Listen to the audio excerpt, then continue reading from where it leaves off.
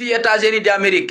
d'Amérique ɓay tum piiji maɓɓe ɗin ko ɗum woni ko ɗuyti ɓe yani ɓe hersi ɓe wi ɗo ɓe darni gueɗe ɗen d'abord ha ɓe ndara négociation kon ɗum ɗum signifie ɓawto Iran wowlude ko wowli kon ɗum Iran wi'i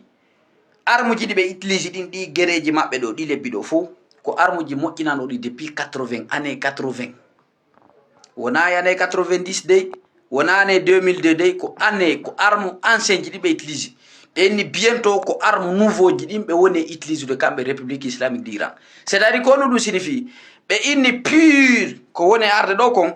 koko ɓuri hulɓinade e ko feƴƴi ko Amérique ɓawto ɗum ɗon hiɓe andi ko kamɓe woni wallude Israël e Hezbollah e Israël e Yemen ko kamɓe woni fournisude Ukraine ko kamɓe woni fournisude e Corée du Sud face à Corée du Nord e dépense ko ɓe waɗi kon e ɗi gueɗeji ɗo fop si ɓe continue ni ko ɗum woni réserve maɓɓe no ɗuytade ko ɗum waɗi ɓe waɗi semblant ɓe darni gueɗe ɗe wona wigol de ko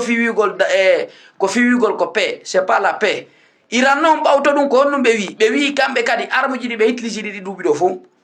ko arme ji waɗnoɗi duuɓi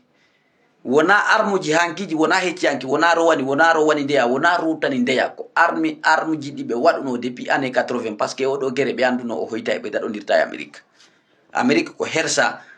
e faiblesse woni e waɗirde ɗo semblant sinon c'est humiliation totale par ce que si goɗɗo hersi o ronku si goɗɗo yani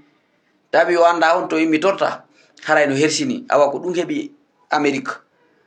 Iran dey ko ɗum ɗo ɓe holli haray tigi république islamique d'Iran si yaɓɓen ɓe wi'i si Allah jaɓi armuji ɗi ɓe utilise ɗo ɗin fof ko armuji hanki hecciyanki e wona armuji hanki hecciyanki ko arme ancien ji ɗin imaginez nouveau technologie on kesi ɗin ɗiɓe woni yaltinde ɗin comment ça va se passer hinkoy gono yaltano ɗo no innawo Iran Amérique ko balɗe ɗiɗi 24 heures comme Venezuela comme Libye paratata Amérique ko ɗo wonata fe maɓɓe mi wi piiji ɗiɗi humiliation ɓeɗo ɗiɗo Trump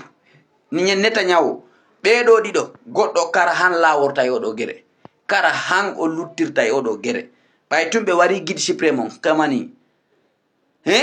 ɓeɗo ɗiɗo goɗɗo e maɓɓe karan laworta yo si oɗo laawike moyen orient wonta e caabe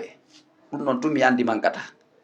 moyen orient si Allah fa baki Allah fa bo en dey ɓutta law et puis Iran ɓe waɗay arme nucléaire ɗum ya pas négociable ɗum c'est déjà fait